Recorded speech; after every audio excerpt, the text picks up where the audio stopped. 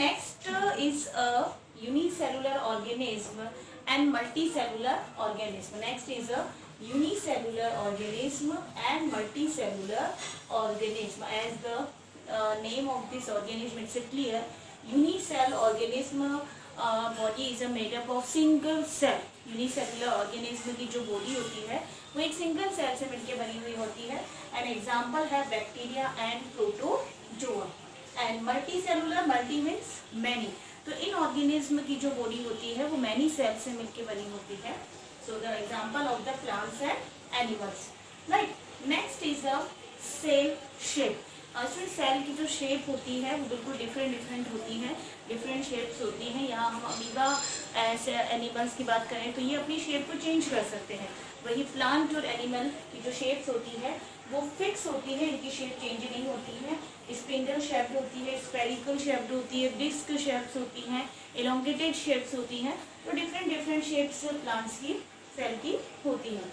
Next is a very important, there is a two type cell also. Prokaryotic cell and eukaryotic cell. After unicellular and multicellular organism, unicellular or multicellular organism, there is a single type of cells and many type of cell. But prokaryotic and eukaryotic cells have a something different. In prokaryotic cells, there is a nucleus present. In cells, there is no nucleus present. जब nucleus absent होता है, undefined nuclear region होता है जिसे nucleoid कहा जाता है, वो होता है प्रोकैरियोटिक सेल. और जिसमें न्यूक्लियस प्रेजेंट होता है उसे कहा जाता है यूकैरियोटिक सेल. राइट. सो यहाँ हम एक डिफरेंस चार्ट को देखेंगे तो हमें और अच्छे से क्लियर हो जाएगा कि क्या होता है प्रोकैरियोटिक एंड क्या होती है eukaryotic cell. First of all, nucleus absent है, that means it's a very simple type of organism. जब न्यूक्लियस एब्सेंट है तो it's a very simple type of organism, unicellular organism है. And that is the uni and multi cellular organism. Prokaryotic cells simple organism है, nucleus absent होता है, so that is the prokaryotic cells. और this is the unicellular multi cellular both. Nucleus इसमें present होता है. Next, smaller in size. Size में small होते हैं क्योंकि सिंपल ऑर्गेनिज्म है. साइज बिगर होता है इनका यूकैरियोटिक का. क्रोमोसोम्स सिंगल प्रेजेंस होते हैं, इसमें क्रोमोसोम मल्टीपल होते हैं क्योंकि जब ऑर्गेनिज्म सिंपल है तो ऑल सिंपल्स हैं. और यहाँ मल्टी मतलब प्रोकैरियोटिक से यूकैरियोटिक से न्यूक्लियस प्रेजेंट तो endoplasmic reticulum. This is the endoplasmic reticulum. Endoplasmic reticulum. Endoplasmic reticulum. Next is nuclear membrane. जब न्यूक्लियस एब्सेंट है तो nuclear membrane, very important point, nuclear membrane, nucleolus, Golgi complex, mitochondria, lysosome absent होते हैं.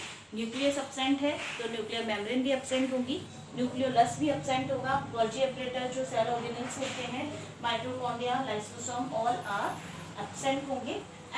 And eukaryotic cells में ये present होते हैं. Eukaryotic animals जो होते हैं वो न्यूक्लियस होता है, हम यूकैरियोटिक से, तो हमें ये सारे प्रेजेंट्स होते हैं बॉडी ऑर्गेनिज्म में. प्लांट्स एंड एनिमल्स ऑर्गेनिज्म में ये प्रेजेंट होते हैं. राइट. न्यूक्लियर मेम्ब्रेन एब्सेंट होंगे प्रोकैरियोटिक में एंड यूकैरियोटिक में ये एब्सेंट होंगे, इसमें प्रेजेंट होंगे. तो I hope you all are clear about the unicellular, multicellular and prokaryotic cell and eukaryotic. Water concentration move to low water concentration through semi-permeable membrane. This is called the osmosis. Osmosis. What is the osmosis? High water concentration move to low water concentration through semi-permeable membrane. This is called the osmosis. तो it's very important. And osmosis का जो process है उसे हम 3 type से समझ सकते हैं. यहाँ पे हमारे पास 3 टाइप से सॉल्यूशन हो सकते हैं, hypotonic, isotonic and hypertonic. Hypotonic, isotonic and hypertonic.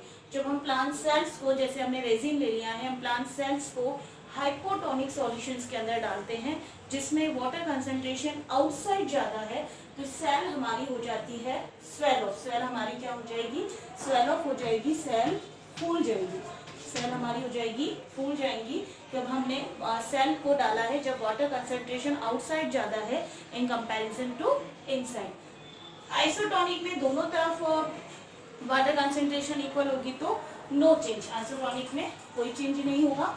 And hypertonic में वाटर कंसंट्रेशन इनसाइड ज़्यादा होगी, आउटसाइड कम होगी, तो सेल्स श्रिंक हो जाएंगी। हाइपरटोनिक में सेल जो होगी वो श्रिंक हो जाएंगी क्योंकि इनमें वाटर कंसंट्रेशन जो है वो आपके आउटसाइड कम होगी, तो आउटसाइड ज़्यादा होगी, आउटसाइड कम होगी, इनसाइड ज़्यादा होगी, तो सेल हो जाएगी, श्रिंक हो जाएगी। तो there is a 3 type of solution. Next is a plasmolysis. जिस तरह से प्लांट सेल्स को भी किसी सॉल्यूशन में या लॉस वाटर को लॉस कर देते हैं, living plant cells losses water को लॉस कर देते हैं थ्रू ऑस्मोसिस। ऑस्मोसिस के प्रोसेस से ही जो श्रिंकेज होता है, जो कंसंट्रेशन होता है, जो सिकुड़ जाते हैं, this is known the plasmolysis. What is the plasmolysis? Plant cells, living plant cells जो होती हैं, जो अपने वाटर को लॉस कर देते हैं उसी से through osmosis bye there is a shrinkage of concentrate contraction, उनका कॉन्ट्रैक्शन हो जाता है सेल वॉल का एंड सेल अवे हो जाती है फ्रॉम सेल वॉल से। This is non is the plasmolysis. So again, what is the plasma membrane?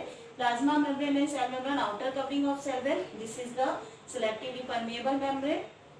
Diffusion, CO2 move out of the cell by high to low, and osmosis, contraction, high concentration to low concentration through semi-permeable membrane.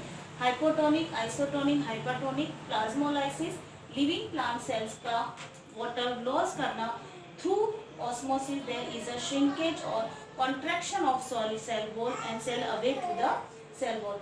So learn